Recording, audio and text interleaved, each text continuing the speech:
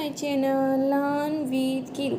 आज हम सॉल्व करेंगे ड्रिल 26 को। ये हमारी जो मेन चेकलिस्ट नंबर 5 है उसके अंतर्गत आती है। ओके, तो यहाँ पे हमें जो पहली ड्रिल दी गई है 26 की, उसमें पहला ही क्वेश्चन हमें एक DI का दिया गया है। ओके, तो आज हम थोड़ा चेंजमेंट करेंगे। कैसे कि पहले तो मैं बताऊँगी कि इसके अंतर्गत हमें क्या क्या इन्फॉर्मेशन दी गई है, हम है ना उसको कैसे कैसे कैलकुलेट करेंगे। ठीक है, फिर आपके डाउट आ रहे थे कि ना थोड़ा जैसे पेन मोटर चलता है, तो इसके लिए मैंने इनका जो सॉल्यूशन है जो मैंने खुद से अपने हैंड से सोल्व किया है, मैं आपको वो भी दिखाऊंगी और उसके अंतर्गत मैं वही स्टेप्स बताऊंगी जैसे मैं आपको पहले बता रही हूँ कि कैसे कैसे किया है, और आप उस सॉल्यूशन को भी देख सकते हैं। ठीक है, तो देखो क्वेश्चन को समझते हैं। हमें क्या दिया गया है, एक कन्फेक्शनरी है। ठीक है, ओके, तो वो 3 आइटम बनाता है। क्या क्या? बर्गर, चॉकलेट और पिज़्ज़ा।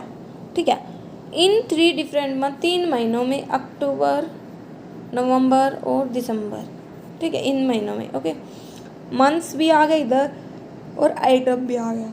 ओके, फिर कहता है कि इन जो ये आइटम जो ये बनाता है ना, मेड करता है, उसमें से वो कुछ आइटम बेच देता है। ठीक है, रिस्पेक्टिव मंथ्स में, मतलब आगे आने वाले मंथ्स में, निश्चित मंथ्स में, रिलेटेड मंथ्स में। तो कहता है कि जो ग्राफ है ना वो हमें दिखा रहा है percentage of burger and pizza जो बेचे गए हैं, total number of respective item made in the respective months. तो देखो एक बात आप याद कर सकते हो क्या, कि हम ना जो ये होता है इसको हम वैसे मकड़ी का जाला सा बोलते हैं। ठीक है, तो इसको स्टडी करने का क्या तरीका होता है उसकी बात आती है। तो यहाँ पे हमें ना परसेंटेज दिया गया पिज़्ज़ा जो बेचे गए हैं और बर्गर जो बेचे गए हैं। तो पिज़्ज़ा को तो इसने जो स्काई ब्लू कलर है उससे दिखाया गया है, और बर्गर को इसने ब्लू कलर से दिखाया, डार्क ब्लू से। ठीक है, अब बात आती है इसको स्टडी करनी। याद रखना आप कभी भी इसको ना सेंटर से में स्टडी करना, इसको आप ना बाहर से। जैसे पहला 80% है, दूसरा 70% है, तीसरा 60% है, चौथा 50% है, पाँचवा 40% है, ये हमारा 30% है, फिर 20% है, फिर 10%, मतलब सेंटर कितना आ गया 0%। तो इससे हमें पता चला कि हाँ भी सेंटर को 0% लिया। बस अब जो भी पूछता जाए वो करते जाएंगे। कैसे कि भाई अक्टूबर में है ना पिज़्ज़ा क्या है हमारा, पिज़्ज़ा पहला 80 था, दूसरा 70, मतलब पिज़्ज़ा हमारा 70% है, और बर्गर कितना हो जाएगा इससे 10 का मतलब 60% है। ऐसे ये हमारा पूरा का पूरा कितना है, एक मिनट, ये पूरा पूरा कितना 80, क्योंकि पूरा बाहर आ रहा है, तो ये कितना हो जाएगा 70। ऐसे ये 80 है, फिर अगला 70, फिर 60, फिर 50, ये कितना है 40 है, और ये हमने निकाला। तो मतलब यहाँ से हमें परसेंटेज पता चल गया इनकी। ठीक है, आगे इसने बोला हमें जो परसेंटेज है ना of chocolate sold is 80% of for all the 3 month. मतलब जो चॉकलेट बेची गई ना वो 80% है तीनों के तीनों महीनों के लिए। मतलब भाई अक्टूबर में आप जितनी भी चॉकलेट बनाओगे उसका 80% आप बेचोगे, नवंबर में आप जितनी चॉकलेट बनाओगे उसका 80% बेचोगे, और दिसंबर में आप जितनी चॉकलेट बनाओगे उसका 80% बेचोगे। मतलब यहाँ से हमारे पास क्या आ गई, रेट आ गई इनकी। ओके, फिर इसने दे दिया आगे हमें क्या दिया, कि जो पिज़्ज़ा है ना जो अक्टूबर में बेचे गए हैं वो 21/50 हैं जो बेचे गए थे टोटल दिसंबर में। मतलब दिसंबर का जो बेचा गया है ना उसका 21/50 पिज़्ज़ा है ना वो अक्टूबर में बेचे गए हैं। ठीक है, टोटल नंबर, यहाँ पे आइटम है दिसंबर के और यहाँ पे पिज़्ज़ा है, ये आप याद रख सकते हो। तो और आगे इसने हमें क्या दिया है, जो total number of sold item है ना अक्टूबर में, एक minute, total number of sold item in October and November वो इतने इतने परसेंट ज़्यादा है दिसंबर से। तो हमने अगर दिसंबर में 100x मान लिया तो अक्टूबर में 131x, क्योंकि 31% ज़्यादा है, इसमें 150x। और है ना इसने हमें इससे पहले रिलेशन दिया था कि 31/50 टोटल नंबर ऑफ आइटम, मतलब जो पिज्ज़ा बेचे गए हैं ना अक्टूबर में वो 21/50 है। किसका? दिसंबर में जो आइटम बेचे गए। दिसंबर में तो हमने 100x बेचे हैं, तो 50 दूनी 100, मतलब 42x क्या आ गए, पिज्ज़ा आ गए। किस में बेचे गए थे? जो अक्टूबर में। ओके, फिर आगे कितने बोला, टोटल नंबर ऑफ आइटम जो बेचे गए हैं वो 3810 हैं। ठीक है भाई, हमने जो भी आइटम बेचे हैं वो हमारे पास आ गए। फिर बोला टोटल नंबर ऑफ पिज़्ज़ा जो बनाए गए हैं कन्फेक्शनरी के द्वारा नवंबर में वो 100 ज़्यादा हैं अक्टूबर से, एंड 300 ज़्यादा है दिसंबर से। तो हमने मान लिया अगर भाई उसने वाई आइटम बनाए दिसंबर में तो उससे 300 ज़्यादा है किसमें? नवंबर में। और ये ही जो नवंबर वाले हैं ये 100 ज़्यादा है किससे? अक्टूबर से। तो मतलब अक्टूबर में तो आ गए वाई प्लस 200, दिसंबर में आ गए वाई, और ये आ गए नवंबर में। क्या है? ये बनाए गए पिज़्ज़ा के आइटम्स हैं ठीक है, अलग अलग डिफरेंट डिफरेंट मंथ में। आप इनको डिटेल में भी समझोगे, मैं आपको पूरा सॉल्यूशन दिखाऊंगी। पहले मैं आपको सिर्फ अंडरस्टैंड करवा रही हूँ। इसने ना और आगे हमें क्या दे दिया भाई, टोटल नंबर ऑफ आइटम बताया क्या क्या कि बर्गर और चॉकलेट कितनी बनाई गई टोटल अक्टूबर में, नवंबर में कितनी बनाई गई और दिसंबर में कितनी बनाई गई। ठीक है, तो ये यहाँ से हमने क्या समझ लिया था इसका ग्राफ। अब हम इसका सॉल्यूशन देखते हैं जो मैंने सोल्व किया आपको। ठीक है, वो दिखाती हूँ। देखो, तो ये हमें दिए गए थे कैसे, हमें यही दिया गया था ना कि बर्गर है, पिज़्ज़ा है, चॉकलेट है। ठीक है, यही दिया गया था और हमें ये सारी परसेंटेज दी गई थी बर्गर की और पिज़्ज़ा की। ठीक है, तो पहली स्टेप हम क्या करेंगे भाई, हमें ना ये मैंने आपको बता दिया कि ये 42x हो जाएगा और ये हमारे पास है ना सारे परसेंटेज आ गए 131, मतलब 131x, 150x और 100x। ठीक है, कुछ डाटा पेंसिल से कुछ पेन से, क्योंकि वो डाटा जो हम आसानी से निकाल सकते हो वो मैंने पेंसिल से ही डिनोट किया, जैसे आप देख सकते हो। और फिर है ना ये डाटा आ गया था हमारे पास 100x, 150x और 31x। लेकिन इसने तो बोला था कि है ना जो टोटल आइटम बेचे गए तीनों के तीनों महीने में वो हमारे 3810 है। लेकिन तीनों के तीनों महीनों में जो टोटल आइटम बेचे गए हैं वो तो हमारे ये हैं। तो मतलब इन तीनों का जो सम होगा वो हमारा किसके बराबर होगा, 3810 के। तो हमने तीनों का एडिशन किया, 3810 के इक्वेट कर दिया। तो वहाँ से जब हमने यहाँ किया तो यहाँ से एक्स की वैल्यू आ गई। अब एक्स की वैल्यू आ गई तो जो दो आइटम हमारा एक्स में था वो हम निकाल सकते हैं। हमारे पास क्या क्या थे, टोटल आइटम आ जाएंगे क्योंकि एक्स में थे। तो हमें पता चल गया टोटल आइटम कितने बेचे थे हमने अक्टूबर में, नवंबर में और दिसंबर में। और इस एक्स की हेल्प से हमारे पास क्या आ गई, पिज्ज़ा की वैल्यू भी आ गई कितनी, 420। लेकिन जो पिज्ज़ा है जो हमने बेचे हैं वो तो 70% बेचे हैं। तो हम यहाँ से ये निकाल सकते हैं ना टोटल पिज्ज़ा कितने मैन्युफैक्चर किए थे, क्योंकि है ना इसने बोला था स्टार्टिंग में ही कि जो पिज्ज़ा बेचे जा रहे हैं ना वो उसके टोटल नंबर मैन्युफैक्चर आइटम का है। तो 70% की वैल्यू 420 के बराबर, तो 100% किसके बराबर आ जाएगा, 600 का। मतलब ये बनाए गए हैं। तो हमें पता चल गया कि जो पिज़्ज़ा बनाए गए थे ना वो तो 600 थे। कितने थे, 600 थे। और ये रेशियो हमने मानना ही था कि भाई ये y% था, दिसंबर में बनाए गए तो ये इससे 300 ज़्यादा था और ये इससे 100 ज़्यादा था। ठीक है, तो ये अगर 600 के बराबर है, एक मिनट देखो कि y + 200 अगर हमारा 600 के बराबर, तो यहाँ से y की वैल्यू 400 आ गई। y की वैल्यू 400 आ गई तो यहाँ पे पुट करेंगे तो हमें ये पता चल गया ना कि अलग अलग डिफरेंट मंथ में कितने पिज़्ज़ा बने हैं, ये हो गया था। ठीक है, तो देखो हमने ना पहली स्टेप कंप्लीट कर ली, दूसरी भी, तीसरी भी, पांचवी भी, चौथी क्या थी हमारी, हाँ चौथी भी हमने कर ली, सॉरी। ठीक है, चौथी भी स्टेप हमारी क्या हो गई, कंप्लीट हो गई। ठीक है ना, कंप्लीट हो गई ना। अब बात आती है कि इसने हमें ये डाटा भी दिया था कि बर्गर और चॉकलेट 1300 बने अक्टूबर में टोटल बनाए गए मेड आइटम। ओके, और बर्गर और चॉकलेट है ना नवंबर में बने 1250 और ये दिसंबर में बने 1250, क्योंकि पिज़्ज़ा तो हमारे पास आ ही गया, बर्गर और चॉकलेट का भी आ गया। तो आप इसकी हेल्प से है ना 7 स्टेप में क्या कर सकते हो, आप इसकी हेल्प से टोटल आइटम मैन्युफैक्चर आइटम निकाल सकते हो ना तीनों के तीनों महीनों का। कि क्योंकि देखो हमें ना पिज़्ज़ा के तीनों का टोटल पता था और ये तीनों का टोटल और ऐड कर देंगे तो हमारे पास टोटल आइटम आ गए। ओके ठीक है, क्योंकि पिज़्ज़ा का जो सम था ना वो तो 1700 ही था। चलो वैसे भी इसका इतना यूज़ नहीं है। अब ना हमें तो भाई डाटा निकालना है और हमें ना क्या पता चला था स्टार्टिंग में ही कि ना जो हमारी चॉकलेट है वो तो 80% ही सोल्ड हो रही है, कितने भी आइटम मैन्युफैक्चर हो उसके रिस्पेक्टिव मंथ में। तो ये पता थी हमें। तो क्या करना है अब हमें ना सम पता है किस किस का, चॉकलेट जो मैन्युफैक्चर किए हैं और जो भी हमने बर्गर मैन्युफैक्चर किए हैं। ठीक है, क्या क्या, चॉकलेट और बर्गर का सम पता है। तो हम क्या कर सकते हैं, एक आइटम को हमने एक्स माना, जैसे एक्स वाई तो हम मान चुके, तो हम कुछ और वेरिएबल ले लेते हैं। ठीक है, तो हमने ले लिया कि जो बर्गर बनाए गए ना अक्टूबर में वो पी है, तो चॉकलेट कितनी हो जाएंगी, टोटल 1300 थे तो उसमें से पी चला जाएगा। तो हमें तो पता है ना कि भाई जो बर्गर बनाए गए हैं वो हमने कितने % लेने हैं, बर्गर हमें लेने हैं 60% जो बेचे गए हैं उसका। ठीक है, तो बर्गर हमने कितना ले लिया, पी की बर्गर बनाए गए थे तो इसका 60% ले लिया, और पिज़्ज़ा 80% बेचे गए हैं तो 80% ले लिया। बच कितने आइटम बेचेंगे हम दोनों महीनों में, किसमें, मतलब अक्टूबर में जो बर्गर है और पिज़्ज़ा है, मतलब पिज़्ज़ा तो उसका चॉकलेट है उसके कितने आइटम बेचेंगे। तो कैसे पता चलेगा भाई, टोटल आइटम हमें दे रखे 1310, इसमें से जो भी हमने पिज़्ज़ा बेचे हैं कितने 420, ये घटा देंगे। तो ये तो किया है 1310 टोटल थे, उसमें से 420 हमने घटा दिए। तो यहाँ से हमारे पास वैल्यू बच जाएगी जो आइटम हमने बेचे हैं अक्टूबर में चॉकलेट और पिज़्ज़ा के, तो वहाँ से हमारे पास पी की वैल्यू आ गई। पी की वैल्यू आ गई, इसको पुट करोगे तो आपका टोटल नंबर ऑफ पिज़्ज़ा भी आ गया, चॉकलेट भी आ गया। टोटल नंबर आने के बाद कितने बर्गर बेचे वो भी आ जाएगा और कितनी चॉकलेट बेची, क्योंकि चॉकलेट तो 80% है वो आ जाएगी। ठीक है, ये हमारे पास आ जाएगा। ऐसे ही यहाँ पे हम नेक्स्ट जो मंथ है हमारा नवंबर, उसका मान लें कि बर्गर क्यों बनाए गए हैं, चॉकलेट इतनी आ जाएंगी, 1250 टोटल थे तो उसमें से क्यों घट जाएंगी। और ये हमारा कितना परसेंट है, ये 80% है, ये 70% है, ये 80% है।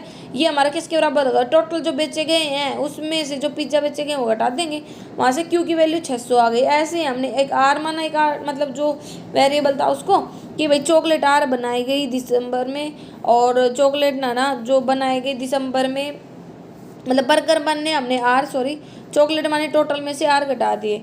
और ये हमारा 40% बेचे हुए बोल रहा है जो हमने डायग्राम से निकालता है, और ये 80% यार मंथ के लिए।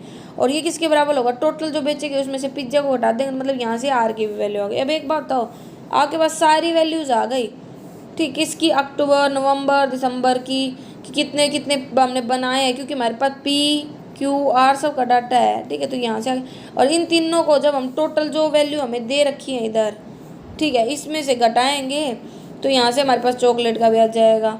चॉकलेट का आ गया तो परसेंटेज भी हमें पता है, तो यहाँ से कितने बच्चे हैं वो भी आ जाएंगे। और इसके क्वेश्चन तो बहुत आसान है, मैं दिखा भी देती हूँ आपको क्या क्या है। तो क्वेश्चन हमें क्या क्या दिया गया है, एक मिनट। क्वेश्चन हमें दिया गया है कि क्या डिफरेंस है number of burger and chocolate जो अनसोल्ड रह गए थे। देखो आपके पास टोटल जो आपने मैन्युफैक्चर किए हैं वो हैं, और टोटल आपने कितने बेचे हैं वो हैं। तो जब टोटल मैन्युफैक्चरिंग में से मेड में से जब हम सोल्ड आइटम घटाएंगे तो क्या बचेंगे, अनसोल्ड बचेंगे।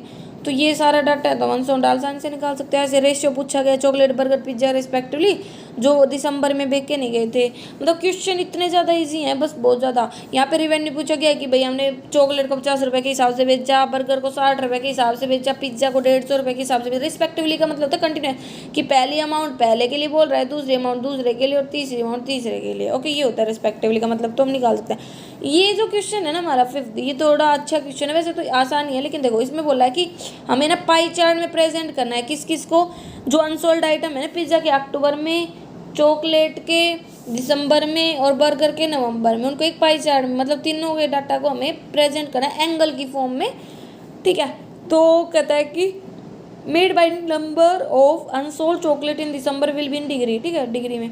तो एक बात याद रखना, जो हमारा पाई चार्ट होता है वो हमारा कितने डिग्री का होता है, 360 डिग्री का होता है, ठीक है। तो हमें क्या करना है, हमारे पास जो डाटा है ना उसको हमें ना डिग्री की फॉर्म में कन्वर्ट करना है। तो एक बात याद हो, जो टोटल नंबर ऑफ डाटा होगा उसको हम किसकी इक्वल कर सकते हैं, 360 के।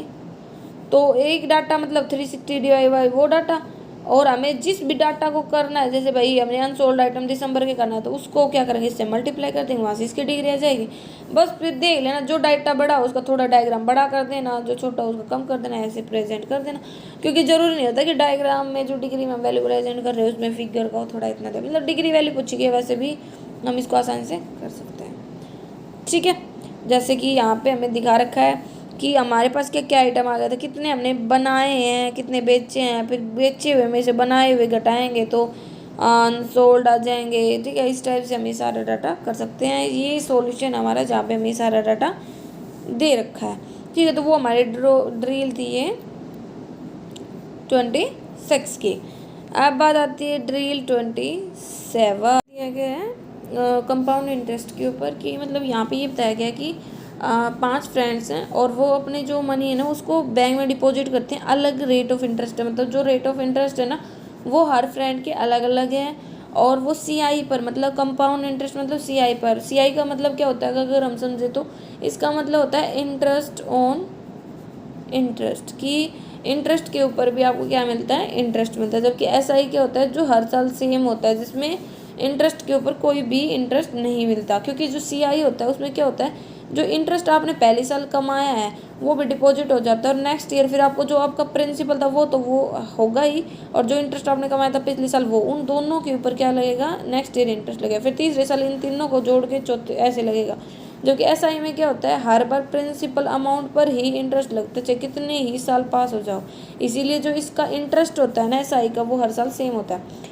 तो यहाँ पे बोला कि 5 फ्रेंड्स हैं वो अपनी मनी को डिपॉजिट कर रहे हैं बैंक में, अलग अलग रेट ऑफ इंटरेस्ट है, कंपाउंडेड एनुअली, ठीक है। टेबल में क्या दिखाया गया है, जो अमाउंट उन्हें मिली है, ठीक है, 2 साल में, मतलब जो अमाउंट उन्हें 2 साल में मिली है वो अमाउंट हमें दी गई है ये, ठीक है। और फिर दूसरी जो हमें बार डायग्राम दे रखा है वो अमाउंट बताएगी है, जो 2 साल और 3 साल में जो पैसा उसने कमाया था उसके बीच का डिफरेंस। मतलब भाई उसने ना पैसा लगाना स्टार्ट किया, अगर वो जो पर्सन है वो अगर पूरे के पूरे 3 साल तक डिपॉजिट करता तो लगा लो उसे एक्स मिलते अमाउंट में, और इंटरेस्ट लगा लो, ठीक है, टोटल। और अगर उसने ना 1 साल पहले मतलब 2 साल तक डिपॉजिट किया तो उसे अगर वाई मिले, तो इन दोनों का जो डिफरेंस है वो अमाउंट हमें यहाँ पे दी गई है, ठीक है। तो देखो इसको सोल्व करने के लिए ना आपको ना क्या पता होना चाहिए, तो आपको ये फॉर्मूला पता होना चाहिए कि जो अमाउंट का फॉर्मूला होता है ना हमारा किस में, कंपाउंड इंटरेस्ट में, वो क्या होता है, प्रिंसिपल 1+r/100 उसका होल स्क्वायर। ये किसका फॉर्मूला होता है, हमारा अमाउंट का। और हमें अमाउंट दी गई है पहले की भी दूसरे की, तो हमने एक फ्रेंड मान लिया मनोज का निकालते हैं, जैसे हम डाटा पहले, ठीक है, मनोज की निकाल रहे हैं। और ये अमाउंट हमें किसके बराबर दी गई है, पहले वाले की 29,040, ठीक है। आप कंफ्यूज मत हो, इसको मैं आपको दोबारा से विद सॉल्यूशन भी दिखाऊंगी कैसे मैंने सोल्व किया, ठीक है। तो ये हमने पहली इक्वेशन मान ली। दूसरा जो मनोज है ये उसका 2 साल का पीरियड है, 3 साल की अमाउंट क्या हो जाएगी, प्रिंसिपल 1+r/100, 3 साल की किसके बराबर अमाउंट के। और 3 साल ये हमने मान लिया सेकेंड इक्वेशन, 3 साल के और 2 साल के बीच का इंटरेस्ट है वो हमारा ये है। तो हमारी क्या इक्वेशन बन गई, प्रिंसिपल 1+r/100 था, तो एलसीएम ले लेंगे तो क्या बन जाएगा 100+r/100। ये 3 सालों का है, इसका डिफरेंस किसके साथ, प्रिंसिपल 100+r/100 2 सालों का। ये हमें कितना दिया गया भाई, डिफरेंस दोनों के बीच का वो दिया गया मनोज का 29,004। और ये 2 सालों की अमाउंट हमारे पास थी, कितनी थी,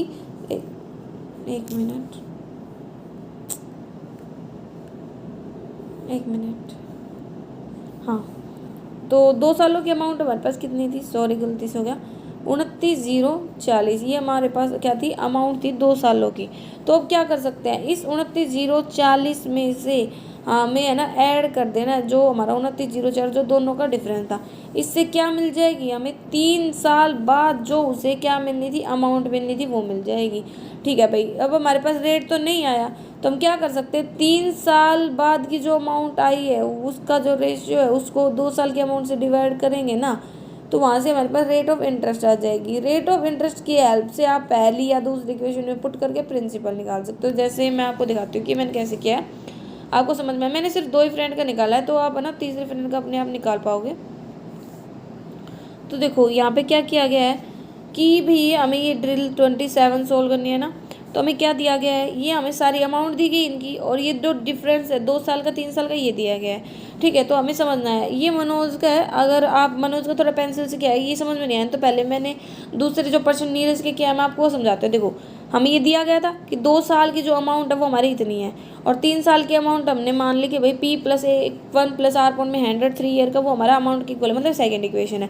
जो सेकंड इक्वेशन और फर्स्ट इक्वेशन है उसका डिफरेंस हमें दिया गया था 2112.5, तो इसको हमने इसके इक्वेट कर दिया, ठीक है। जब डिफरेंस को इसके इक्वेट में रखा तो इससे क्या हुआ, जब भाई ये जो वैल्यू है ये तो हमें दी गई है, ये वैल्यू हमारी ये है, इधर हम ये पुट कर देंगे। जब ये वैल्यू हमने इधर पुट की तो ये इधर जाएगी तो माइनस की प्लस हो जाएगी, मतलब P(1+r/100 की पावर 3 ये हमारा किसके बराबर आ गया 27,462.5 के, ठीक है। अब हमने क्या किया भाई, हमारे पास कोई डाटा नहीं आया तो हमने थर्ड इक्वेशन को और जो फर्स्ट इक्वेशन थी उसको डिवाइड कर दिया। क्या किया, डिवाइड किया तो क्या हुआ, जो प्रिंसिपल था उससे प्रिंसिपल कट गया। 3 जब देखो क्या होता है कि जो इंडाइसिस की कंसेप्ट होती है वो क्या कहती है कि जब वो जो बेस है ना, बेस वो हमारा सेम होता है तो जो पावर होती है ना अगर वो मल्टीपल में है तो ऐड हो जाती हैं, और अगर वो पावर डिवाइड में है तो वो सब्ट्रैक्ट हो जाती हैं। जैसे देखो यहाँ पे बेस तो सेम ही है 1+r/100 तो क्या होगी, ऊपर जाएगा तो पावर क्या हो जाएगी, घट जाएगी, मतलब ऊपर एक ही पावर बच क्या बच गया 1+r/100 की पावर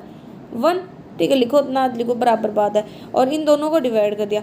अब क्या किया, इसका एलसीएम ले लिया तो वो 100+r और अपॉन में 100 आएगा उसको हमने इधर भेज दिया, तो इधर डबल जीरो लगा होगा, नीचे पॉइंट हटा के 1 0 जाएगी तो 1 0 से 1 0 कैंसिल, ये आ गया, इसको इससे डिवाइड किया तो ये आया हमारा 108.33। इसमें से जब 100 को घटाया तो आर की वैल्यू आया 8.33%, या इसको हम 25/3% भी लिख सकते हैं, ठीक है। जब ये अमाउंट हमने लिख दी तो अब हमने क्या किया, जो प्रिंसिपल की अमाउंट हमें निकालनी उसके लिए क्या किया हमने, जो रेट आई थी हमारे 25/3% उसको पहले इक्वेशन में पुट कर दिया, ठीक है। और ये यहाँ पे पुट किया तो क्या हुआ, प्रिंसिपल आर की वैल्यू को यहाँ पे डाला तो इससे हमारा बन गया 13/12 का होल स्क्वायर। प्रिंसिपल के लिए क्या किया, इस अमाउंट को हमने डिवाइड कर दिया वहाँ से, तो प्रिंसिपल की अमाउंट हमारी कितनी आ गई 21,600, ठीक है। 1 मिनट, ठीक है। तो ये हमारा था नीरज का।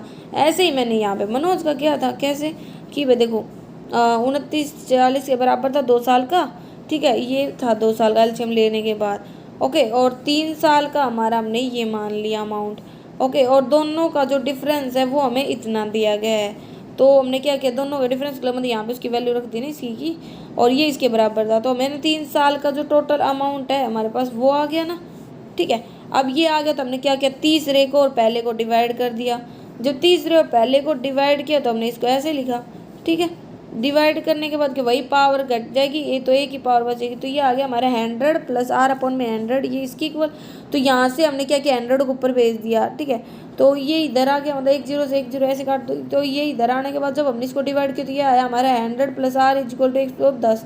और जब आना 100 को 110 में से घटाओ तो क्या आएगा 10, मतलब आर की वैल्यू आ गई 10%। इस 10% को हम पहले इक्वेशन में पुट कर देंगे तो वहाँ से क्या आ जाएगी हमारे पास, प्रिंसिपल की वैल्यू। तो हमारा प्रिंसिपल आ गया 1 मिनट 24,000, ठीक है। तो ऐसे ही आप ट्राई कर सकते हो। ओलिव का, पारस का, क्वेश्चन का मतलब सेम ही होगा। जैसे ये हमें दिए भी गए हैं कि ये वैल्यूज आएंगे 25%, 12.5% और 50/3% रेट आएंगे, और ये इनकी प्रिंसिपल अमाउंट आ जाएगी। और फिर जो क्वेश्चन है वो बिल्कुल आसान दिए गए हैं, इन्हीं के बेस पे दिए गए हैं। 1 मिनट, ठीक है, दिखाती हूँ मैं आपको। तो देखो पहला क्वेश्चन क्या दिया गया कि भाई स्टेटमेंट बेस्ड क्वेश्चन है कि हमें ये बताने कि कौन सी स्टेटमेंट फॉल्स है। पहले स्टेटमेंट तो हमारी बिल्कुल ही सही है कि अगर जो रेट ऑफ इंटरेस्ट है नीरज अगर डिपॉजिट करता है मनी पर तो वो इतनी होती है 8.33 ही तो आई थी नीरज की। तो हमने खुद कैलकुलेट किया क्योंकि और डाटा तो इतना हमने कैलकुलेट नहीं पता। अगर ओली 4 साल के लिए इन्वेस्ट करता है तो क्या उसे इतना मिलता, मतलब यहाँ पे हमें 4 साल के लिए लगा के देखना पड़ेगा क्योंकि हमारे पास सीआई की रेट भी आ गई, प्रिंसिपल भी आ गया। तो अब तो हम आसानी से लगा सकते हैं क्योंकि टाइम पीरियड भी ये बोल रहा है, ठीक है। तो ये जो क्वेश्चन है आप इनको ट्राई कर सकते हो। अगर फिर भी कोई कन्फ्यूजन है ना किसी भी क्वेश्चन में अगर आपको रहती है तो आप कमेंट कर सकते हैं, उसके लिए अलग से शॉर्ट वीडियो भी बन जाएगी, वो कोई प्रॉब्लम की बात नहीं है। तो ये हमें डाटा निकालना है, ठीक है। हम इसको आसानी से निकाल पाएंगे, ठीक है। नीचे इसके ये सॉल्यूशन का पोर्शन दिया गया है। फिर इसके बाद आती है ड्रिल 28, ओके। कि जो आलोक और भावेश है ना वो रन करते हैं एक रेस 1100 मीटर की, मतलब एक रेस है, ठीक है ये, और ये 1100 मीटर की है, ओके। फिर कहता है कि 2 पर्सन है आलोक और भावेश, ओके। जो डोनट ग्राफ है ना ये हमें दिखा रहा है जो डिस्टेंस कवर की गई है आलोक के द्वारा हर हावर में as a percentage of total distance. मतलब जैसे इसने पहले बोला 15%, तो ये 15% उसकी जो टोटल डिस्टेंस है ना उसका होगा, ठीक है। और इसने बोला है कि जो बार ग्राफ है नीचे ये दिखा रहा है रिलेटिव डिस्टेंस कि जो आलोक और भावेश के बीच में आफ्टर एन हावर। तो यहाँ पे वर्ड आया रिलेटिव, ठीक है। तो रिलेटिव क्या होता है, देखो ये अलग अलग होता है जब सेम डायरेक्शन में मूव करते हैं और जब अपोजिट डायरेक्शन से मूव करते हैं, ऐसे, ठीक है। तो देखो भाई अगर आप सेम डायरेक्शन में मूव करते हो ना तो रिलेटिव जो स्पीड होती है एक टाइप से, ठीक है, रिलेटिव स्पीड होती है हमारे क्या, दोनों जो पर्सन है उनकी स्पीड का डिफरेंस। और जब दोनों ना अपोजिट डायरेक्शन में मूव करें तो रिलेटिव जो स्पीड होती है उनकी वो होती है दोनों की स्पीड का एडिशन, ठीक है। हम यही करते हैं। रिलेटिव मतलब भाई एक दूसरे से रिलेट करते टाइम उनके बीच में कितनी दूरी है कितनी स्पीड है उस टाइप से, ठीक है। दोनों मिलकर दौड़ेंगे तो कितनी स्पीड होगी, क्योंकि देखो यहाँ पे रिलेटिव स्पीड का मतलब ये होता है, देखो अब वो एक बंदा इधर से जा रहा है इधर से जा रहा है, तो अगर वो किस टाइम पे मिलेंगे तो एक बात बताओ ट्रैक तो उतना ही था, ठीक है। और वो इधर से जा रहा है वो इधर से, तो दोनों डिस्टेंस कवर कर रहे हैं इसीलिए हम उनको ऐड कर लेते हैं। लेकिन जब वो सेम डायरेक्शन में जा रहे हैं तो वो तो बराबर सा ही कवर कर रहे हैं, ठीक है। तो हम डिस्टेंस को क्या लेते हैं, डिफरेंस, मतलब जो स्पीड होती है उसका डिफरेंस लेते हैं। तो यहाँ पे बोल रखा है कि जो आलो मतलब जो बार ग्राफ है उसमें रिलेटिव जो डिस्टेंस है दोनों के बीच में वो दिखाएगी आफ्टर एन हावर, ठीक है, ईच आवर के बाद, और किसके रिस्पेक्ट में, आलोक के रिस्पेक्ट में आफ्टर फर्स्ट आवर। तो यहाँ पे एक चीज़ और बताइए है कि फर्स्ट हावर के बाद जो आलोक है ना वही आगे है भावेश से, फिर थर्ड हावर के बाद भावेश आगे है। तो देखो मतलब 3 हावर्स तक तो कौन आगे था, आलोक भावेश से, और उसके बाद भावेश किससे आगे है, 2 हावर्स तक भावेश आगे है आलोक से, ठीक है। तो ये रिलेशन में पता चल गया। तो देखो हमें ना डोनट ग्राफ ने ये बता दिया आलोक ने टोटल डिस्टेंस कितनी कवर की है और परसेंटेज भी दे दी। तो हमें ना first second third fourth fifth यहाँ पे ना उसकी टोटल जो अलग अलग मतलब फर्स्ट आवर में उसने कितने डिस्टेंस कवर किया है अलग से, सेकंड में ओनली सेकंड में कितनी कवर की है, थर्ड में कितनी की है, फोर्थ में कितनी है, फिफ्थ में कितनी है, हम ये निकाल सकते हैं।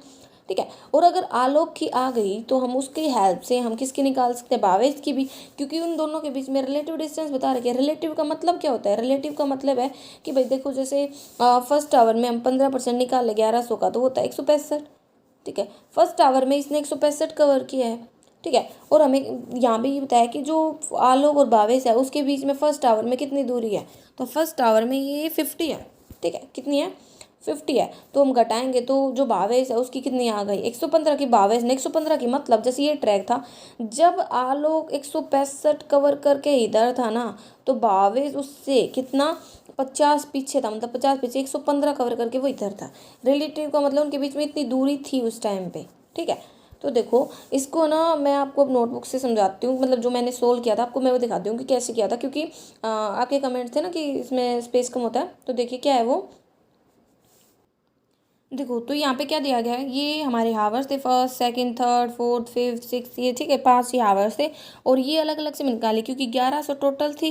तो जो परसेंटेज दे रखा था जैसे 15 10 25 30 ये 20 हमारे डोनट में दे रखे थे, तो मैंने इनका यूज़ करके सेपरेट सेपरेट जो हर आवर में इंडिविजुअली उसने जो भी डिस्टेंस कवर किया वो निकाले, 165 110 275 330 220 ये आए, ठीक है। और ये एक बात याद रखना, अब ये यहाँ पे मैंने एक अलग से डिस्टेंस निकाली, ये है कोम्युलेटिव। कोम्युलेटिव का मतलब क्या होता है, कोम्युलेटिव, कोम्युलेटिव का मतलब होता है एडिशन, ठीक है। एडिशन कैसे, अब एक बात बताओ, हमें ये तो पता चल गया कि भाई फर्स्ट आवर में उसने सिर्फ 165 किए, दूसरे आवर की बात करें उसने 110 किलोमीटर कवर किया है, थर्ड आवर में सिर्फ 275, वैसे 1100 मीटर है तो मतलब मीटर है, ठीक है। तो फोर्थ में उसने सिर्फ 330 और फिफ्थ में 220। लेकिन अगर कोई हमसे पूछ ले कि भाई उसने ना फर्स्ट प्लस सेकंड में मिलाकर कितनी दूरी कवर की, तो क्या करेंगे, दोनों का एडिशन, तो वही तो है रिलेटिव डिस्टेंस हमारे क्या होती है। तो पहले में तो 165 है, दूसरे में दोनों का जो कॉम्युलेटिव है दोनों का सम होगी, तीसरे में तीनों का सम होगी, चौथे में चारों हावर्स का सम होगी और पांचवें में पाँचों का। तो पांचवें में लास्ट में कितना आ गया 1100। तो हमारे पास क्या क्या आ रही है, 165 275 150 880 1100, ये आ गया हमारे पास। और रिलेटिव डिस्टेंस भी हमें पता थी कि 50 150 250, मतलब माइनस का 250 और माइनस का 25 और 50 है, क्योंकि देखो जब जो बार ग्राफ होता है हमारा ऊपर होता है तो पॉजिटिव बनाता है, और नीचे की तरफ होता है तो हमारा नेगेटिव को डिनोट करता है, ठीक है। तो वहाँ से हमने ये बार ग्राफ से क्या निकाली, सारी वैल्यूज निकाल ली, ये सारी वैल्यूज आ गई। अब बात आती है भावेश की निकालने, तो कैसे निकालोगे, तो भावेश की हम क्या करें, जो रिलेटिव डिस्टेंस है उसको अगर हम आलोक के डिस्टेंस से घटा दे तो क्या मिल जाएगी हमें, भावेश की डिस्टेंस मिल जाएगी। तो देखो 165 था, इसमें से हमने 50 घटाया तो कितना 115 आ गया, किसकी, भावेश की। ऐसे ही 110 था, ठीक है, और इसमें से हमने क्या घटाया, तो याद रखना ये रिलेटिव डिस्टेंस है ना, तो इसमें ना पीछे की भी डिस्टेंस हमारी क्या है, इन्वॉल्व है, क्योंकि रिलेटिव है। रिलेटिव का मतलब जैसे पहले अगर बीच में 50 दूरी थी, सेकंड में अगर 150 हुई है ना, तो 50 भी ऐड है ये, ठीक है। तो हमें तो सिर्फ उसी उसी हावर का चाहिए ना, तभी तो हमें उस हावर की भावेश की डिस्टेंस का पता चलेगा। तो हमने क्या किया, पहले तो जो 50 था ना उसको 150 में से घटाया, ठीक है। घटाने के बाद हमारे पास क्या आ गया 100, इस 100 का और इस 110 का जो सिर्फ सेकंड हावर की डिस्टेंस जो कवर की है आलोक ने वो है, उनके बीच का जो डिफरेंस है वो किसकी आ जाएगी, भावेश की डिस्टेंस आ जाएगी, जो भावेश ने कवर की उस आवर में। ऐसे ही थर्ड आवर में जो हमारा 150 था इसको हम घटाएंगे माइनस के 250 से, तो माइनस का ही 250 है और माइनस हो जाएगा जब 150 घटेगा तो क्या आ गया, माइनस का 400 आ गया, ठीक है। जो रिलेटिव डिस्टेंस थी सिर्फ थर्ड आवर की, इसको हमें क्या करना है, इस 275 से घटाना है ना, क्योंकि घटाएंगे ना, तो देखो ये घटाएंगे तो माइनस जब घटेगा तो प्लस का हो जाएगा, तो -400 जब 275 से घटेगा तो प्लस का हो गया, 400 जुड़ेगा तो कितना हो गया 675। 675 हमारी भावेश की थर्ड आवर की अगर डिस्टेंस जो उसने कवर किया। ऐसे फोर्थ आवर में क्या है, देखो फोर्थ आवर में है ना, हमें दे रखा था कि -25 है और ये 250 है माइनस का, जो -25 से प्लस का 250 घटेगा तो माइनस का 250 घटेगा, तो माइनस का 250 क्या हो जाएगा माइनस में प्लस, तो 25 में से घटेगा तो कितना आ जाएगा, प्लस का 225। प्लस का 225 जब घटेगा किस में से 330 में से, तो कितना आएगा प्लस का 105, ठीक है। ये 105 आ गई इसकी फोर्थ आवर की। ऐसे ही फिफ्थ आवर में देखो 50 में से माइनस का 25 घटेगा तो माइनस का 25 क्या हो जाएगा, प्लस का मतलब 75 आ गया। इस 75 को जब हम 220 में से घटाएंगे तो 145 के आगे भावेश की ये सेपरेट फिफ्थ हावर के डिस्टेंस आ गया। अब हमें कॉम्युलेटिव निकालना है, तो कॉम्युलेटिव क्या होता है, एडिशन होता है। पहले की 115 ही आई है, दूसरे की 115 में 10 जोड़ोगे तो 125 हो गई, तीसरे की जो 675 है उसमें हमें क्या जोड़ना है, ऊपर का सारा मतलब 125 जोड़ना है तो 800 हो गई। फिर ऐसे 800 में हमें क्या जोड़ना है, 800 में पीछे वाली जो 8 मतलब 105 है उसमें 800 पीछे की जोड़नी है, 905 है, 905 में आगे का 145 जोड़ना है, तो लास्ट में आ गया 1050। ठीक है, तो ये क्या हो गई, ये इनकी डिस्टेंस आ गई जो मतलब अलग अलग भावेश ने कितनी कवर की है, ठीक है, आलोक ने कितनी कवर की है, वो सारे डिस्टेंस आ गई। ठीक है, अब हम क्या कर लेते हैं, इनके आंसर्स निकाल लेते हैं कि भाई कैसे कैसे कवर किया। तो देखो चेक करते हैं इनके क्वेश्चंस को कि कैसे कैसे किया इन्होंने। तो यहाँ पे हमें पहला क्वेश्चन दिया गया है, what was Bhavesh average maximum speed in any hour, मतलब उसकी मैक्सिमम स्पीड किस हावर में कितनी थी, मतलब किसी भी हावर में उसकी मैक्सिमम स्पीड कितनी थी। तो एक बात बताओ, स्पीड का फॉर्मूला हमारा क्या होता है, स्पीड हमारी होती है डिस्टेंस बाय टाइम। ठीक है, डिस्टेंस हमने सारों की निकाल ली और टाइम हमारा हर मतलब डिस्टेंस पे कितना है, 1 आवर है। ठीक है, तो जो हमारा भावेश है ना उसकी थर्ड आवर में सबसे ज़्यादा उसने डिस्टेंस कवर किया 675 एक घंटे में। तो क्या कह सकते हैं उसकी एवरेज मैक्सिमम स्पीड कितनी होगी, 675। ठीक है, सेकंड है क्या रेशियो होगा जो टोटल डिस्टेंस कवर की गई है, ट्रेवल की गई आलोक एंड भावेश के द्वारा आफ्टर 2 आवर, मतलब 2 आवर के बाद, मतलब पहला आवर भी इंक्लूड है दूसरे मतलब कॉम्युलेटिव, तो कॉम्युलेटिव 2 आवर के बाद आलोक की तो 275 है। ठीक है, और जो भावेश है उसकी 125 है, तो इसको हम काटेंगे तो हमारा रेशियो आ जाएगा 11:5 का। थर्ड बोल रहा है कि हाउ मच टाइम है ना लिया गया है भावेश के द्वारा रेस को कंप्लीट करने में। तो एक बात बताओ, क्या हमें स्पीड के बारे में बताया गया है कि वो कितना टाइम लेगा, पूरी की पूरी जो भी डिस्टेंस उसने कवर किया उसको पूरा करने में नहीं दी गया, तो हम क्या कहेंगे, कांट बी डिटरमाइंड।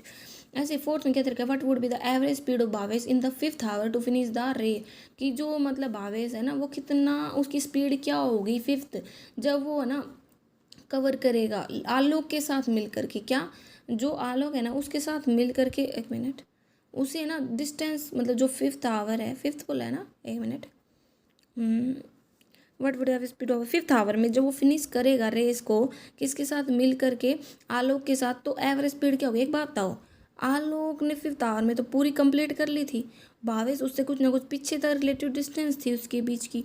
ठीक है, तो क्या कर सकते हैं भाई, जो मतलब उसने जितने डिस्टेंस कवर की है 4th तक, उनके जो बीच का डिफरेंस होगा वो आ जाएगी उसकी स्पीड की, उतनी स्पीड अगर वो इंक्रीज कर दे तो वो है ना उसको कवर कर पाएगा 5th आवर में। ठीक है, 5th में दे रखा है what is the difference between the average distance covered by Alok, Alok ने फर्स्ट 4 आवर में, मतलब फर्स्ट 4 आवर में कॉम्युलेटिव उसने कितनी कवर की है भाई, 880।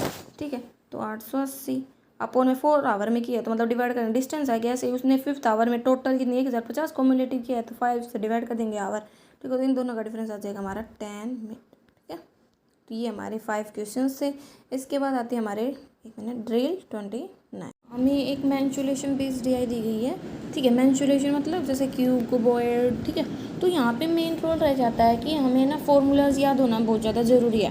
ठीक है, तो जैसे यहाँ पे क्या बताया गया है कि जो लाइन ग्राफ तो नहीं है ये, वैसे ये बार ग्राफ है। ठीक है, तो यहाँ पे मिस्टेक दे रखी है, जो बार ग्राफ है ना वहाँ पे हमें ना कवर्ड सरफेस एरिया दिया गया है और टोटल सरफेस एरिया दिया गया है 5 अलग अलग सॉलिड्स का। वो कौन कौन से हैं, क्यूब है, कुबॉइड है, हेमिस्फीयर है, सिलेंडर है, कोन है।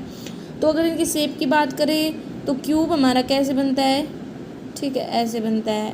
ऐसे कुबॉइड भी ऐसा ही होता है, बस थोड़ा डिफरेंस ये होता है कि उसकी लंबाई चौड़ाई मतलब लेंथ ब्रीथ हाइट, ठीक है, ये सब अलग अलग हो जाती हैं। और हेमिस्फीयर मतलब जैसे ये एक स्फीयर होता है, इसका हाफ पार्ट होता है ना वो हमारे हेमिस्फीयर होता है, तो कैसा बनेगा, ये बनेगा ऐसे। ठीक है, इसमें ये हमारी क्या हो जाती है, रेडियस हो जाती है। ओके, फिर सिलेंडर की बात आती है, तो सिलेंडर हमारा ऐसे बनता है। ये क्या होती है इसकी पूरे की यहाँ से यहाँ तक हाइट होती है, ये एक रेडियस होती है, ये एक रेडियस होती है, क्योंकि जो इनका बेस होता है ना सिलेंडर का वो एक सर्कल की शेप का होता है। और कोन हमारा ऐसे होता है। ठीक है, कोन में यहाँ पे रेडियस होती है, ये हाइट होती है और ये हमारी स्लैंट हाइट होती है। ओके, तो ये एक टाइप से इधर क्या बना लेते हैं, राइट एंगल ट्रायंगल। तो देखो आपको मैं ना यहाँ पे पहले फॉर्मूलाज बताती हूँ, क्योंकि इसमें बोला गया है क्यूब कुबॉइड हेमिस्फीयर वगैरह। तो क्यूब का जो होगा कवर्ड सरफेस एरिया वो क्या होता है, वो होता है 4 साइड का स्क्वायर, साइड को हमने ए से डिनोट किया है, और टोटल सरफेस एरिया हो जाएगा 6a स्क्वायर। और अगर इसका वॉल्यूम पूछे तो वो हो जाएगा साइड का क्यूब। ठीक है, तो ये है कोन का, ठीक है, क्यूब का सॉरी, तो आप लिख लेना। कुबॉइड का जो कवर्ड सरफेस एरिया होता है वो होता है हमारा 2h + l + b। तो h का मतलब तो यहाँ पे हाइट से है, l का मतलब लेंथ से है, b का मतलब ब्रेथ से है। अब यहाँ पे ना आपने सोचोगे surface area, total surface area, curved surface क्या है, पहले मैं एक बार ये और बता देती हूँ आपको। तो देखो एक बात था ना, जैसे ये हमारा क्या था, एक क्यूब था, तो यहाँ पे ना कवर्ड सरफेस एरिया का मतलब है जैसे इसका सिर्फ गोल्ड वाला हिस्सा, ये जो नीचे रखा है बेस जो है इसका वो, और इसकी जो टॉप है वो हटा दिया गया, मतलब जो कवर कर रखा है ना सिर्फ, हमें वो सरफेस पूछा था। तो वहाँ पे तो था ये 4a² क्योंकि 2 साइड कम हो गई, और जब इसका टोटल पूछा था वो था 6a² मतलब 6 साइड स्क्वायर, ठीक है। और ऐसे ही आया क्यूबॉइड, ठीक है, तो उसका कवर्ड तो हो जाता है 2HL + B, और टोटल हो जाता है total surface 2LB + BH + HL। और अगर इसके वॉल्यूम की बात करें तो वो तीनों का मल्टीपल, लेंथ ब्रीथ हाइट का मल्टीपल। अब बात आती है इमेज स्पेयर, जो हमारा ऐसा होता है, अगर आपको स्पेयर का याद है तो स्पेयर का हाफ कर दो, ओके। तो इमेज स्पेयर का कवर सरफेस एरिया क्या होगा 2πr², और अगर बात करें इसका टोटल सरफेस एरिया तो होता है 3πr², और अगर बात करें इमेज स्पेयर के वॉल्यूम की वो होता है 2/3πr³। ऐसे ही बात आती है सिलेंडर की, सिलेंडर का कवर सरफेस एरिया होता है 2πrh, और इसका जो टोटल सरफेस एरिया होता है देखो 2πrh तो पूरा, और इसके दो बेस सिलेंडर किसकी शेप के होते हैं, सर्कल की, तो 2πr², क्योंकि सर्कल का फॉर्मूला क्या होता है हमारा एरिया का πr², ठीक है। और वॉल्यूम की बात करें अगर सिलेंडर की तो वो होता है πr²h। फिर बात आती है कोन की, तो कोन का कवर्ड सरफेस एरिया हो जाता है πrl, क्योंकि यहाँ पे स्लेंट हाइट आ जाती है, कवर करना है हमें, और πrl सॉरी, ठीक है। और अगर इसके टोटल की बात करें तो πrl तो लेना ही है प्लस πr², क्यों, क्योंकि जो कोन होता है उसमें बेस कैसा होता है सर्कल शेप का, ठीक है। और फिर अगर इसके वॉल्यूम की बात करें कोन के तो वो होता है 1/3πr²h। अब हम देखते हैं कि हम कैसे इन सभी को वैल्यूज़ को निकालेंगे, कैसे लेंथ को निकालेंगे, ब्रेथ को, हाइट को, ये सब, ठीक है। तो देखो, तो यहाँ हमें दी गई हैं, ठीक है, मतलब आप ले सकते हो बार ग्राफ से। अब बात आती है कि मैंने आपको फॉर्मूला बताया कवर्ड का क्या होता है टोटल का। देखो यहाँ पे हमें कवर्ड सरफेस एरिया 3600 दिया गया है, तो फॉर्मूला होता है 4a², मतलब साइड को हम ए से दिखा रहे हैं, तो यहाँ से हमारे पास ए की वैल्यू होगी 30, ठीक है, ये हो गया। अब आती है क्यूबॉइड की, सॉरी, तो क्यूबॉइड का भी हमें किसके 2480 के इक्वल दिया गया है, वहाँ से हमारे पास आया L मतलब LH + BH, ठीक है, इसी की वैल्यू आ गई हमने, मतलब तो यहाँ से जो ये है हमारा, यहाँ पे हम क्या कर सकते हैं, LH और BH की वैल्यू है, यहाँ पे हम उस वैल्यू को पुट कर सकते हैं पहली वाली को, और यहाँ से हमारे पास LB की वैल्यू आ जाएगी 480, ओके, आप देख सकते हो। फिर हम क्या किया, हमने हेमिस्फीयर में भी हमने वैल्यूज़ पुट की, यहाँ से हमारे पास रेडियस की वैल्यू आ गई 21। फिर हमने यहाँ पे पुट किया सिलेंडर में, तो वहाँ से RH की वैल्यू इतनी आई, जब RH यहाँ पे भी था, ठीक है, इधर पुट किया हमने, तो वहाँ से हमारे पास R की वैल्यू आ गई 28 है ये, ठीक है, 28 से हमने क्या किया भाई, 28 को हमने मतलब 336 को हमने 28 से डिवाइड किया, तो वहाँ से H की वैल्यू आ गई। तो हमारे पास सिलेंडर की तो मतलब रेडियस भी आ गई, हाइट भी आ गई। अब बात आती है कोन की, तो कोन में देखो भाई, कोन में हमारे पास ये था, तो यहाँ से हमारे पास RL आया, RL आ गया, और जब हमने इधर पुट किया RL को, तो वहाँ से R की वैल्यू आ गई, R की वैल्यू आ गई तो इधर पुट की तो L की भी आ गई। अब हमें तो हाइट चाहिए ना वॉल्यूम के लिए, तो हाइट का फॉर्मूला क्या हो जाएगा, L² - R²। कैसे, क्योंकि जो कोन होता है ना वो हमारा ऐसे शेप का होता है, और हमारे पास ये है, हमारे पास रेडियस है, हमें ये निकालनी है, तो ये क्या बन गया, ये एक राइट एंगल ट्रायंगल नहीं बन गया, क्योंकि इधर 90 डिग्री का एंगल बनता है। तो ये हमारा इमेज स्फीयर है, ये हमारा बेस है, और हमें परपेंडिकुलर चाहिए, तो फॉर्मूला होता है परपेंडिकुलर स्क्वायर = इमेज स्फीयर का स्क्वायर माइनस बेस का स्क्वायर। तो इसको हटाने के लिए क्या करें, रूट कर देते, तो यही तो किया है हमने, ठीक है। तो यहाँ से हमारे पास क्या आ गई, हाइट भी आ गई, ठीक है। हमने जब ऐसे हाइट = क्या हो जाएगा हमारा L² मतलब 50 का स्क्वायर माइनस, क्योंकि हमारा L है ना 50 ही आया है, 1 मिनट दिखा देती हूँ मैं आपको, L देखो ये रहा L, यहाँ पे हमारा 50 आया है, उसमें से हम क्या घटाएंगे, जो हमारा मतलब R आया था वो, ठीक है, तो R 14 का स्क्वायर कर देंगे, तो R मतलब 50 का स्क्वायर माइनस 14 का स्क्वायर, उसका रूट कर देंगे, तो वहाँ से हमारे पास हाइट आ जाएगी। तो हाइट हमारे पास कितनी आ गई 48। तो हमारे पास सारी वैल्यूज़ आ गई, ठीक है, हमारे पास है ना ये सारी वैल्यूज़ आ गई। अब यहाँ पे ना एक चीज़ की कमी रह जाती है, LB आया है टोटल मतलब मल्टीपल में, वैसे नहीं आया, तो ये वैल्यू हम तभी कैलकुलेट कर सकते हैं जब हमें क्वेश्चन में वैल्यूज़ दी गई होंगी, ओके। और इनके वॉल्यूम के फॉर्मूलाज मैंने यहाँ पे लिख दिया। अब हम ना क्वेश्चन को आसानी से निकाल सकते हैं, क्योंकि हमारे पास सारी वैल्यूज़ हो गई है। तो हम देखते हैं आगे, हम इसको मतलब आगे तो इसने क्वेश्चन से पूछे, हम उसको सोल्व करेंगे, ओके। तो जैसे यहाँ पे हमें क्वेश्चंस पूछे गए हैं, तो नॉर्मली यहाँ देखो भाई रेशियो बताना है वॉल्यूम का और क्यूबॉइड का, मतलब जो क्यूबॉइड एंड क्यूब है उनके वॉल्यूम्स का, ठीक है। और डिफरेंस बताना है लेंथ एंड ब्रीथ का, मतलब यहाँ पे दे ही रखा है, देखो दे दिया ना, लेंथ और ब्रीथ के बीच में क्यूबॉइड की डिफरेंस 4 मीटर है, और वैसे एल भी हमारे पास था, तो आप इनको कैलकुलेट कर सकते हो, ठीक है। क्वान्टिटी बेस है। फिर बात आती है नेक्स्ट ड्रिल 30 की। तो यहाँ पे हमें Q1 Q2 बेस क्वेश्चंस दिए गए हैं, हमें क्वांटिटी 1 को भी सोल्व करना है, 2 को भी सोल्व करना है, और फिर बताना है कि भाई 1 बड़ी है 2 से या 2 बड़ी है 1 से। तो देखो डायमेंशंस दे दी, तो फॉर्मूला क्या होता है वॉल्यूम का हमारे पास LBH। तो हम क्या करेंगे, इन तीनों की हम मल्टीप्लाई कर देंगे, तो हमारा यहाँ से आएगा आंसर 984.375। मैं आपको इनका डिटेल सॉल्यूशन भी दिखाऊंगी फोटो के हेल्प से, ठीक है। नेक्स्ट क्वेश्चन हमें एरिया पूछा है क्यूब का, तो वो हमें एरिया दे दिया। एरिया क्या होता है हमारा 6 साइड का स्क्वायर, तो यहाँ से हमारी साइड आ गई 11, और वॉल्यूम पूछा है, तो वॉल्यूम कितना हो जाएगा इसका क्यूब, मतलब 1131 आ गया। तो क्या हो गया, Q1 छोटी है Q2 से, क्योंकि Q1 तो हमारी 984 अप्रोक्स थी, और ये हमारा 1331 है। अब नेक्स्ट क्वेश्चन है हमारा ए जो बी है ना वो 50% ज़्यादा है ए से, मतलब ये अगर 100 है तो ये 150 होगा।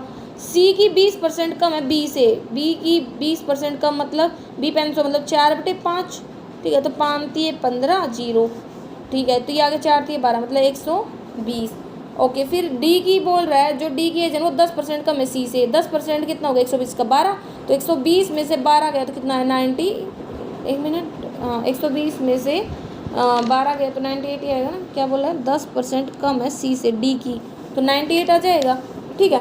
अब आगे क्या बोल रहा है भाई, वैसे भी आप ये भी ले सकते हो 120 का 90%, तो वैसे 98 आएगा ना, 120 12 सॉरी 120 में से 12 जाएंगे तो 108 आएगा ना, ठीक है। 12 नहीं में 108, ओके हाँ, तो 108 आ गया।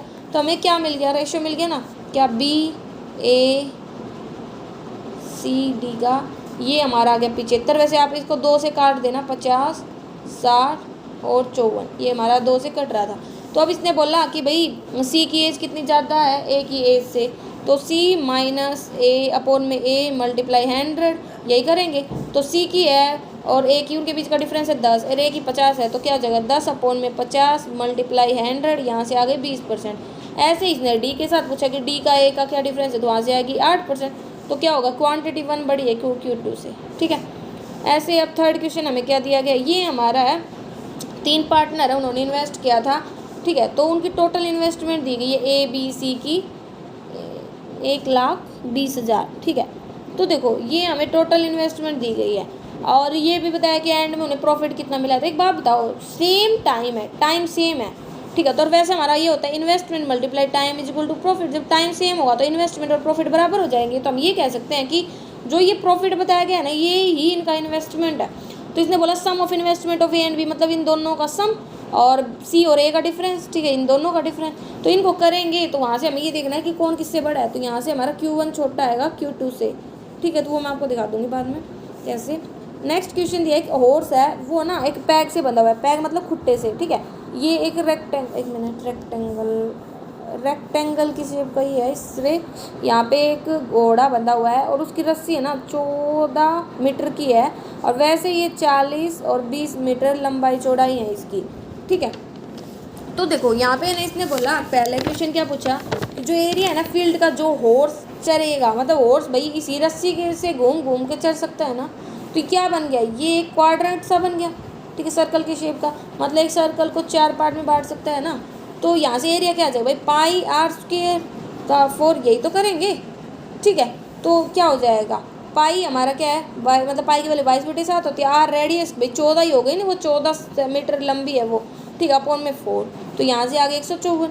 ऐसे ही इसने आगे पूछा एरिया होता है सर्कुलर फील्ड बनाना जिसका डायमीटर 14, याद रखना रेडियस का फॉर्मूला होता है डायमीटर डिवाइड बाई 2, तो रेडियस हमारी कितना आ जाएगी 14 डिवाइड बाई 2 मतलब 7, तो एरिया का फॉर्मूला क्या होता है पाई आर स्क्वायर, तो वहाँ से इसको सोल्व करें तो 154 ही आएगा, तो 154 बराबर है 154। नेक्स्ट फिफ्थ क्वेश्चन क्या है, एक्स स्क्वायर, ठीक है, एक्स स्क्वायर माइनस 6 √3। तो इस टाइप की जो इक्वेशंस होती है क्वाड्रेटिक, उनको सोल्व करने क्या करते हैं, रूट वाले से ना इस वाले बिना वेरिएबल वाले को डिवाइड कर देते हैं, तो इक्वेशन बन गई 6x मतलब एक्स स्क्वायर 6x प्लस 3 × 8 24। तो यहाँ से पेयर क्या बनेंगे 4 दूनी 8 मतलब 4 और 2, ठीक है। तो मतलब x की वैल्यू याद है, और फिर बाद में रूट की वैल्यू को लगा देते हैं, लगाने की जरूरत नहीं वैसे क्योंकि दोनों में सेम रूट है। नेक्स्ट बनेगा Y square minus 3y plus 3 दूनी 6 इक्वल टू 0, और फैक्टर बनेंगे 2 और 1, ठीक है। तो मतलब देखो कौन किससे बड़ा है, पहला वाला दूसरे वाले के बड़ा और बराबर है, तो यहाँ पे हमारे क्या आ गई, क्वांटिटी 1 बड़ी और इक्वल है क्वांटिटी 2 से। ठीक है, अब मैं आपको इनका दिखाती हूँ जो मैंने सोल्व किया है मैन्युअली। ठीक है, तो देखो यहाँ पे ये हमारा पहला वाला था, क्यूबॉइड का फॉर्मूला था ना, तो लेंथ ब्रेस मल्टीप्लाई कर दिया था, वहाँ से ये वैल्यू आ गई थी, और ये हमारा क्यूब का था। ठीक है, तो यहाँ से हमें पता चल गया था। नेक्स्ट में हमें उनका ए बी सी का रेशियो दे रखा था ना कि भाई वो उससे बड़ा है, वो इतने से बड़ा है, तो वहाँ से ये रेशियो आ गया था, फिर हमने इनके बीच में कंपेयर किया था। ठीक है, थर्ड में उनका इन्वेस्टमेंट का सम दे रखा था और प्रॉफिट दे रखा था, तो हमें पता है कि भाई हमारा investment multiply time is equal to profit के बराबर होता है, तो ये हो गया था। नेक्स्ट फोर्थ में हमें ये दे रखा था कि टाइड से बंधा हुआ है, तो ये क्वाड्रेंट होता है, तो वो 4 पार्ट में बांट देता है। ठीक है, तो क्वाड्रेंट मतलब चौथा हिस्सा। ठीक है, और ये सर्कल होता है, सर्कल का ये डायमीटर है, तो रेडियस उसका हाफ होती है, तो यहाँ से हो गया था, और ये हमने दोनों सोल्व किए हैं। ठीक है, फिर हमारी ड्रिल 31 आएगी, जिसको हम हमारे नेक्स्ट पार्ट में सोल्व करेंगे। वैसे आप देख ही लो, इसमें हमें ये सारी सीरीज़ दी गई है, और ये बोला गया इसमें 2 रॉन्ग टर्म है, हमें इन दोनों का सम बताना है। तो हमने क्या किया भाई, पास थी तो हमने इनका क्या निकाला, डिफरेंस निकाल लिया। ठीक है, डिफरेंस निकाला तो हमने क्या देखा कि ये हमारा हो सकता है 11 स्क्वायर माइनस 11, ये 12 स्क्वायर माइनस 12, लेकिन मतलब कहीं कहीं तो ये सही बैठ रहा है, लेकिन यहाँ पे ये गड़बड़ दे रखी है, यहाँ पे ये गड़बड़ दे रखी है। आप इसको चेक करोगे तो पता चल जाएगा ये दोनों टर्म हमारी गलत आ रही है, तो इन दोनों का एडिशन हमारा ये आंसर आ जाएगा। ठीक है, तो इससे आगे हमारे नेक्स्ट पार्ट में पढ़ेंगे। Thank you.